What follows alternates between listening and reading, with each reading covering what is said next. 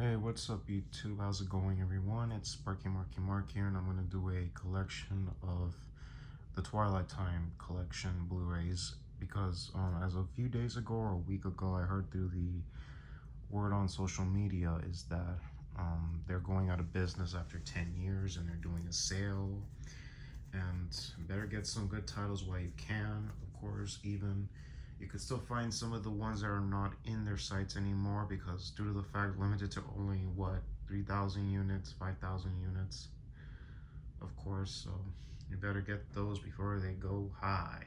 So you better get it while you can, of course. And of course, right now this is the weekend of Memorial Day weekend, and right now there's a Vinegar Syndrome sale, so better get either both or one of those, of course. You better do it now while the price is low and good. So with that, let's start with the Twilight Time collection with the titles Sayonara, starting Marlon Brando. There are no special features, only get the isolated music and effects track and original trailer. And of course, we know Marlon Brando's in it. Also stars some other actresses and actors, including actor James Garner, who went on to have a great successful career. And also a few years after this film, he was in The Great Escape with Steve McQueen and some all-star casts. And also Masayoshi Umeki, who went on to be in the television sitcom The Corciovetti's Father, playing the housekeeper, which stars Bill Bixby and Brandon Cruz.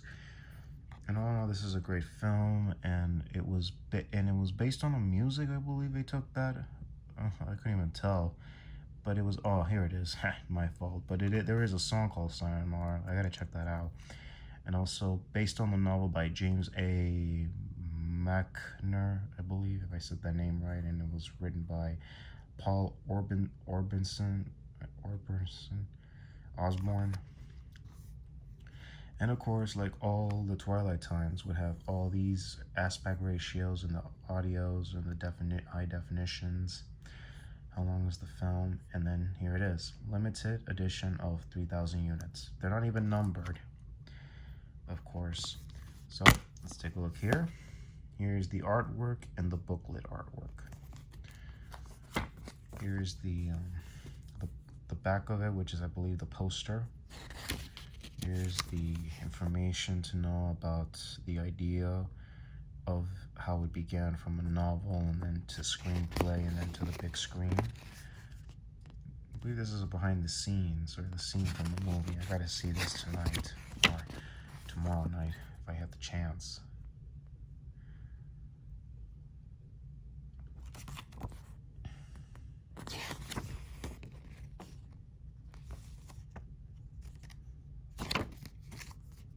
And then next we have, you already just saw the blue artwork, and like any of the Twilight Time releases would have artwork, back artwork on the Blu-ray. Very cool. I mean, I thought it was very cool when I first got my hands on one of these releases at first. But this one here is my latest one, as of 2 days ago. I didn't get a chance to do a video yesterday. I've been caught up with other things.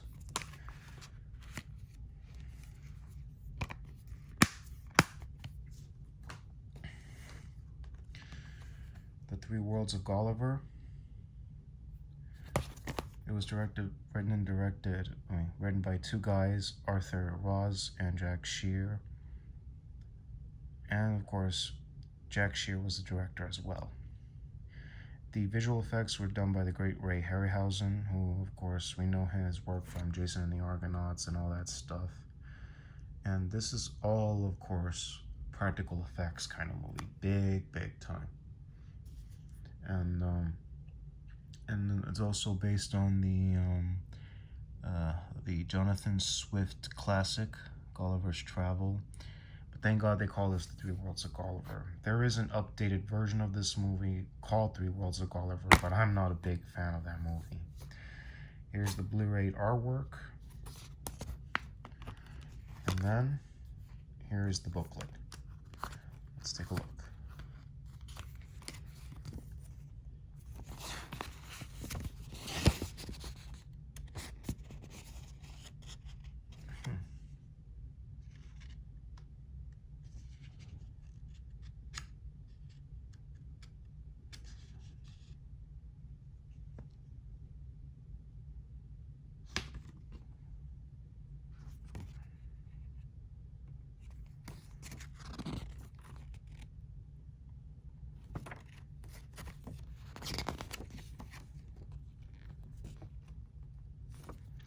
And here's the poster art.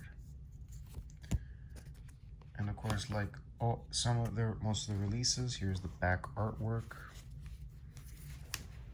Very good details of the artwork. I believe this is maybe a scene from the film. But all in all, it's a great film. All practical effects.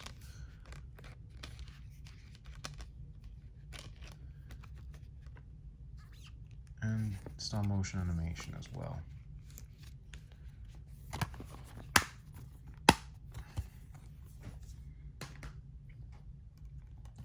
Here you have the incident.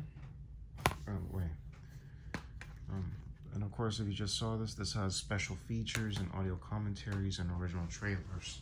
Next film is The Incident, which has some good actors, like say, these are the Tony Musanetti and Martin Sheen. They play a pair of punks in this movie. They terrorize a group of passengers on a train, and this is their earlier performance that they did before they became more into the world of acting. And the victims are played by veteran actors Thelma Ritter, Jack Gilford, Jan Sterling, and Gary Morrell, I believe, or is it Morrell? I can't even say that name. And Nari newcomers by Beau Bridges, Ruby Dee, Brock Peters, Robert Fields, and Donna Mills.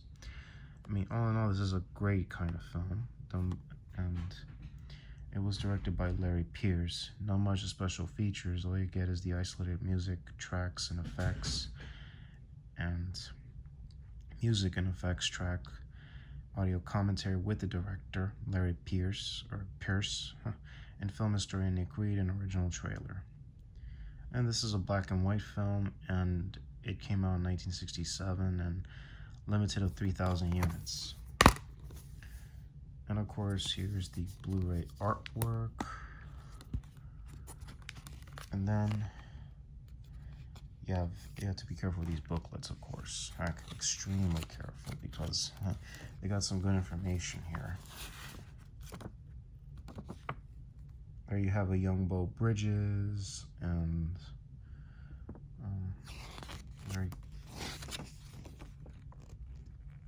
and then here's a young Martin Sheen here, and Beau Bridges, and I believe right here is a behind the scenes, of course. And then here's Beau Bridges in the final standoff. Here's the booklet. I mean, the back of the artwork. Hits like a switchblade knife. Very good film. And of course, you're gonna see artwork on the Blu-ray.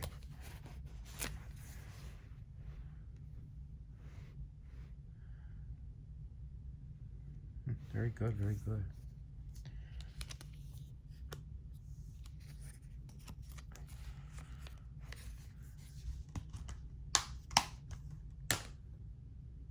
And next we have Knights of the Generals. Very long, of course, and it's again limited to 3,000 units. No features. All you have is isolated score track and original trailer. And the film was directed by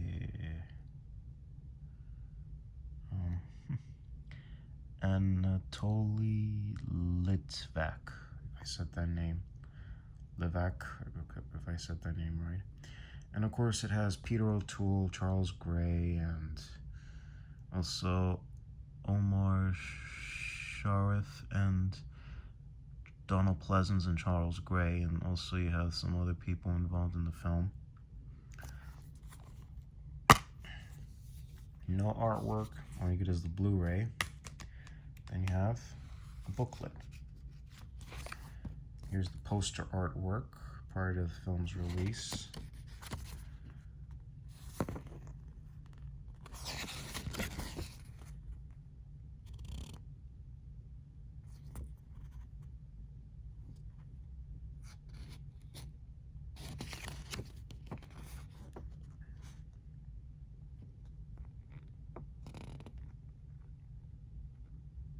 And here is Donald Pleasance.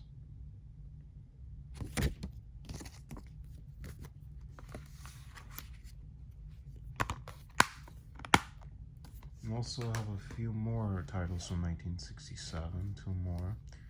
This one with Sidney Party Air, Guess Who's Coming to Dinner?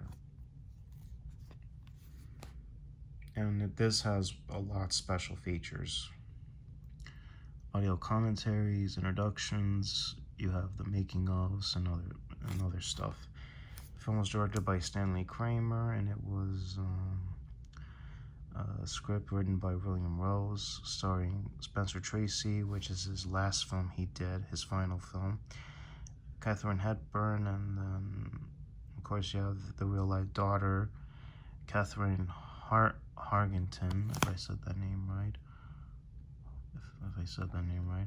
And also Sidney Party Air plays the girl's boyfriend in this movie. And the parents are shocked to see that their daughter is dating a black man.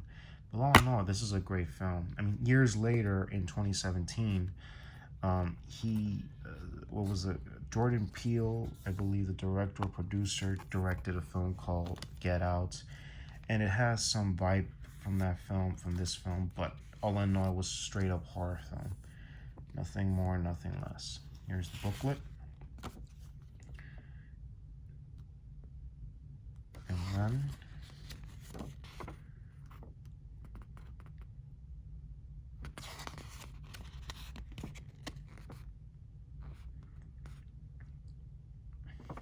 all in all, it's a fun movie to watch. Great love story of today. And you just saw the BluRay artwork. You get some H2Os.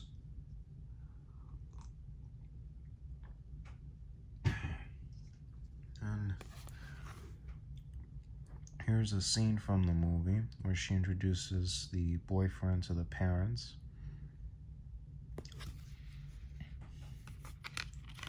I believe it was the same artwork that was on the booklet, inside one of the booklet pages. Very good, of course. Great film. Nothing trashy.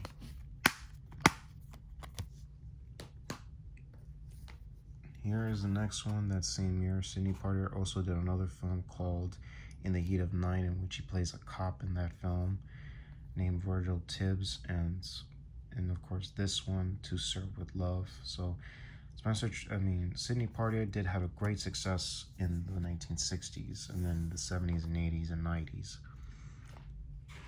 And of course, this was based on the novel by E.R. Braithwaite, if I said that name right. Here's the author. Great adaptation. And it's about an engineer from California, moves to England to become a teacher, and then kind of like an experience what the author had, and put it into this film. And this was like, almost 30 years or 29 years around the 90s. Michelle Pfeiffer would take on a similar role, but it's different. This time she'd be working as a teacher, surrounded by juvenile delinquents, of course, of inner city tough kids. But that one was based on a Marine turned teacher. So yeah, it's similarity but different, way different. And it's got chunks of special features and original trailers. And you have some audio commentaries and interview with the author, E.R., if I can say that name right. But unfortunately, I believe he passed on in 2018, after the release of this. And James Clavell, it was the writer and the producer and director. Here, there are no artworks. Here's the artwork on the BluRay, and here's the booklet.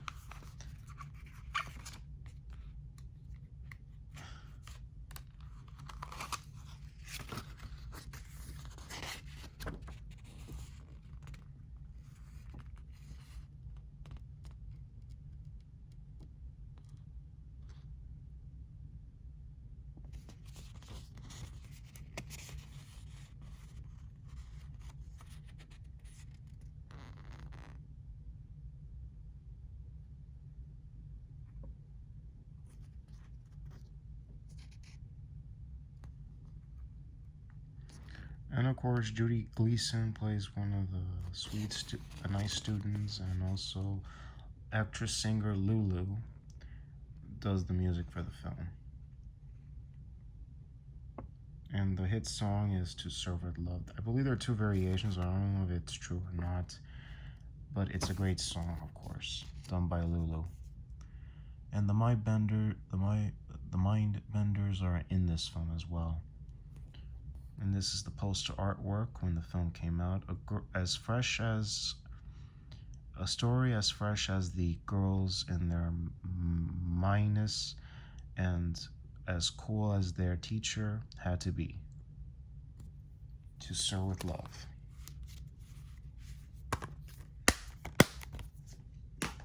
And of course, here is the Frank Sinatra film, The Detective, based on the novel by Roderick Thorpe. And also, it would be 11 years later, he would write a novel called Nothing.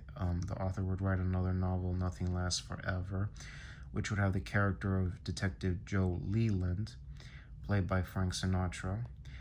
And all in all, it was a great novel, but I haven't read that novel. No special features, all you have is the audio commentary with historians and original trailer, and you have the isolated score track. So the novel Nothing Lasts Forever would be a sequel to The Detective, and it would have Sinatra be in the film. But it would be taken at least maybe 9 years later in 1988 when the film was adapted, when the novel was adapted into a film. It would later be Die Hard. Originally, it would have, of course, before that, it was originally going to be a sequel to Commando. It would have been called Commando 2, but Arnold Schwarzenegger wasn't interested. Then it would later become Die Hard, and originally would have Sinatra reprising the role of Detective Joe Leland. But 20th Century Fox felt that at the time of the late 80s, Sinatra was in his 70s, and I don't think he wouldn't be interested in a tough role or in a cop role. Here's the artwork on the Blu-ray.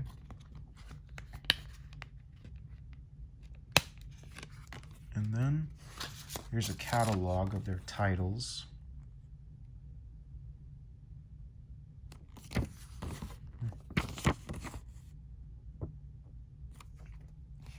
And here's the booklet.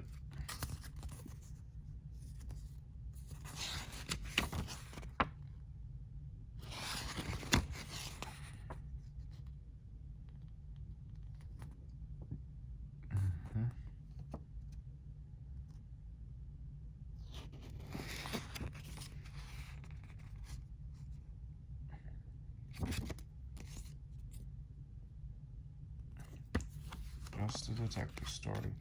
The artwork is the same as the one you just saw in the opening of the booklet here.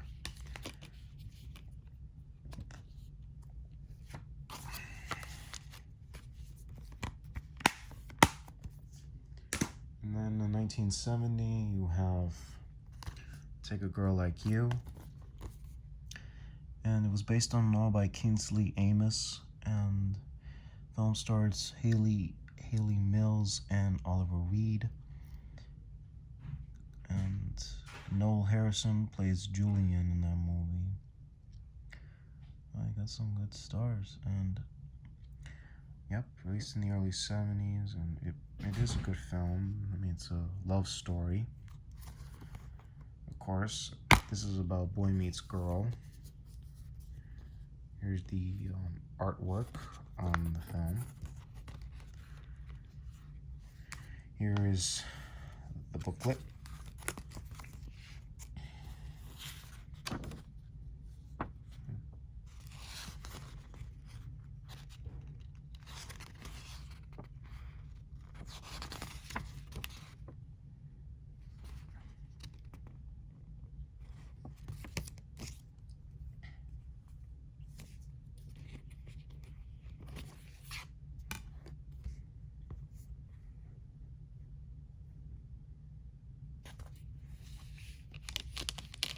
I got this for a birthday present last year, and the film was great.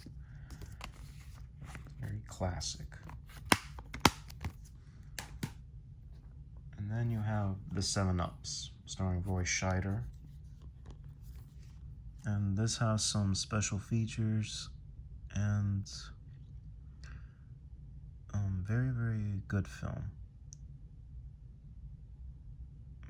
And it has a great car chase scene, one of the most greatest. But The one that stands out to me is Bullet and The French Connection and The Seven Ups. 3 of those films have great car chase scenes. And of course, as a lead, and Roy Scheider plays the role of an NYPD detective as the leader of a crack squad of NYPD detectives, but bent on busting culprits whose offenses guarantee 7 years or up in prison. And this is indeed a great cop story, and it's just a screenplay. I don't even know this was based on true events that occurred many years ago. And the film was directed by Philip D. Antoni and came out in 1973, and it is a great film. This was way until he was in The French Connection and Jaws.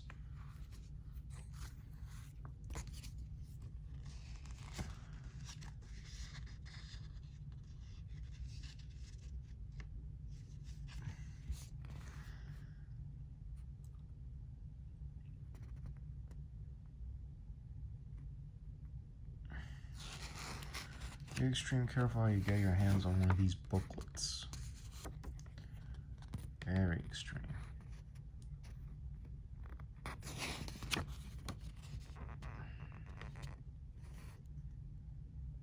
And I know that actor Richard Lynch, who went on to play villains and heroes in other films. I was right. And Larry Hines is in this film. Tony Bianco is in this. They step the third degree one step further. The story of the police elite, the Seven Ups. The dirty trick squad that even the regular cops are afraid of. The Seven Ups. And the producer, coincidentally, was involved in Bullet and would later be in The French Connection. Here's the artwork on the disc, which you just saw on the Blu-ray.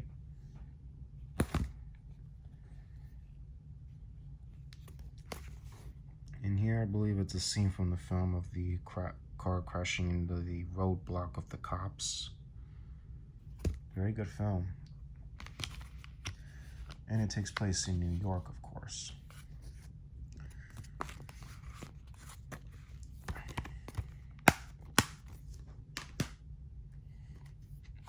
Next, we have Rollerball. I got this about a week ago after our Twilight time had their sales of going out of business, but you can still get it on Screen Archives or other places you can get it at. And of course, this has James Caan, of course, very hit on his career. And of course, what a coincidence. Possesses a dystopian future of 2018. And this is a very hard game, of course. And of course, you have the athletic champion, Jonathan E., played by the great James Caan, whose individual expertise defeats the worldwide corporate leadership's design. The emphasis for I can't even say it. Filter individual effort. And of course, John Houseman, of course, who says illegally incarcerated. Oh boy. Need Jonathan to retire, but Jonathan begins to have his own dangerous ideas. This is a great film.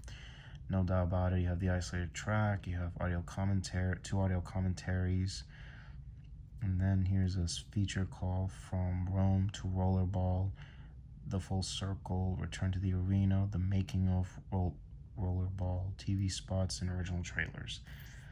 Produced and directed by Norman Jewison, and written by William Harrison.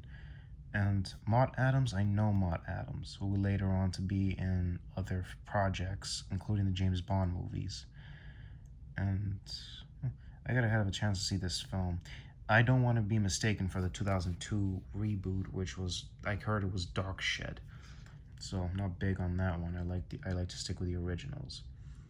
And all in all, it's a game of the future, is what it is. So here is the disc artwork, and here, somebody put the booklet upside down when they pressed these. And John Beck would later work on other low-budget films as well. Here is the booklet artwork. I can't even tell who signed this. If anybody knows about this signature, leave it in the comments down below. That would be interesting to know about that signature. Great artwork, which we'd be seeing in the film. And the film came out in 1975, the year his son Scott Conn would of course, his son would be an actor as well. Everybody takes it out to his father. Very wicked, of course. Sports of the future. Future. Oh, I'm going to show you the back artwork, and you're going to see the team in this film. The future team of Rollerball.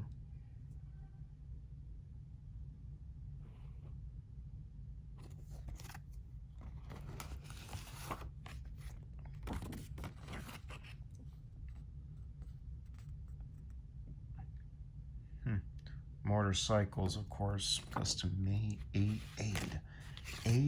plus right there.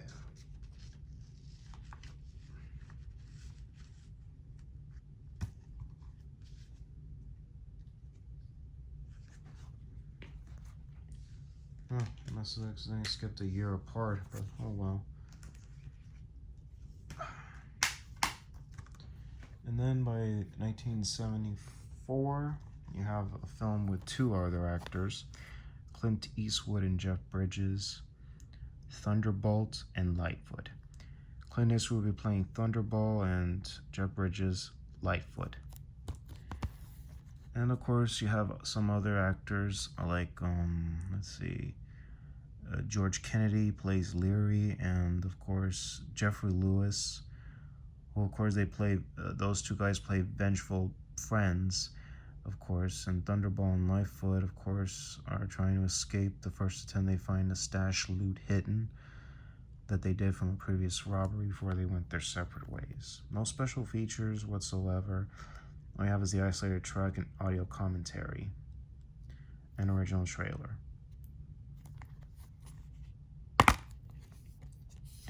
Here's the artwork, and here's the scene that we may be seeing in the film.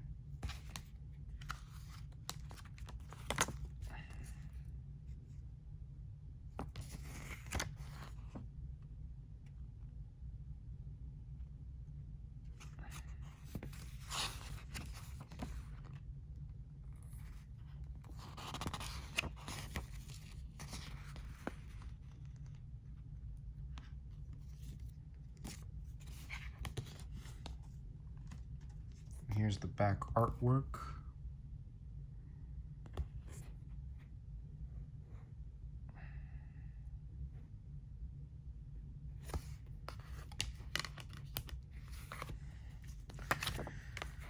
Wow, that is a mouthful. Special features and booklets I'm going through.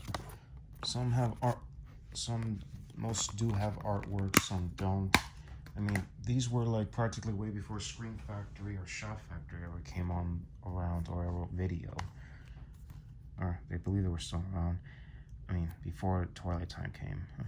So anyway, here's the Joe Pesci film, 8 Heads in a Duffel Bag, in which Joe Pesci plays a mobster, and while transporting, let's see, a gangster hires a delivery, he plays a gangster hired to deliver a bag crammed with severed heads to the crime boss who wants proof of their former owner's demise.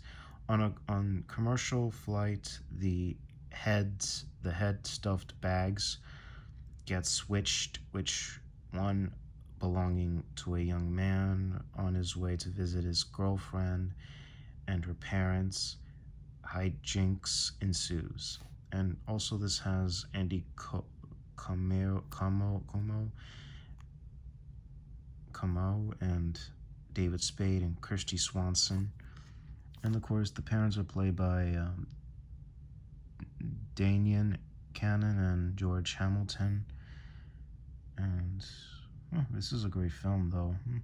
And it came out in 1997. I was about 6. And written and directed by Tom Schultzman.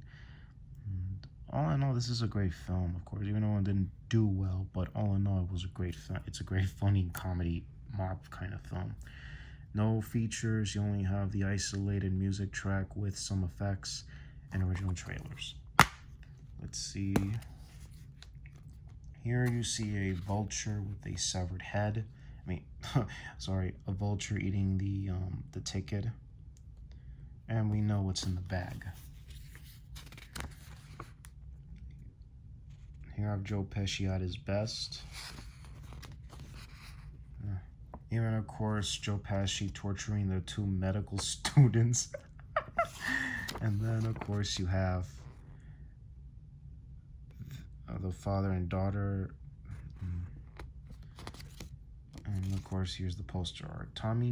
Meet Tommy Simpanelli. He's got 2 days to deliver this bag or more heads are gonna roll. And, of course, the company that distributed was Orin Pictures.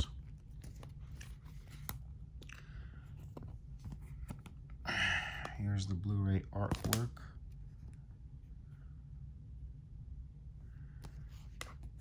And of course you have, I believe this is just a dream sequence in the film where he's seeing those 8 heads talking to him.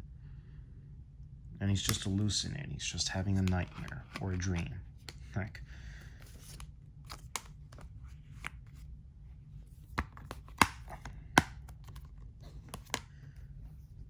and the next one is American Buffalo.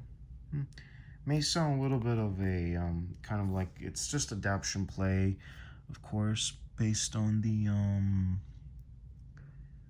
what is it? It's a screenplay done by David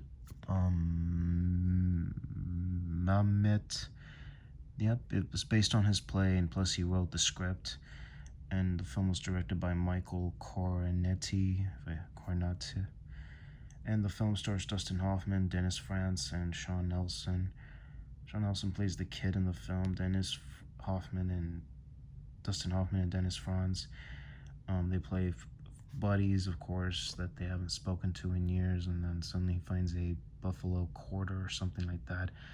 But all in all, it's just a how you call it, just a play adaptation. But all in all, it's a good comedy film. And of course, Dustin Hoffman was 60 at the time when he did it. No artwork, but all you get is this artwork on the Blu-ray, and then you have a booklet.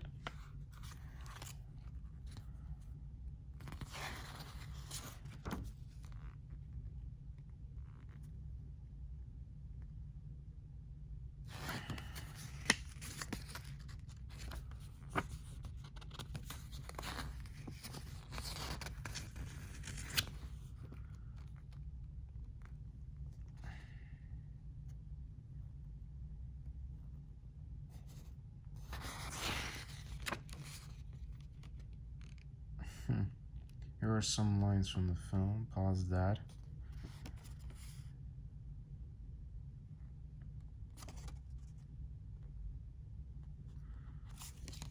And here's the poster artwork. And there's a buffalo quarter.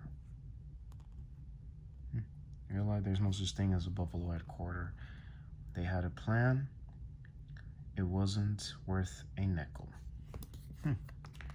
Yeah.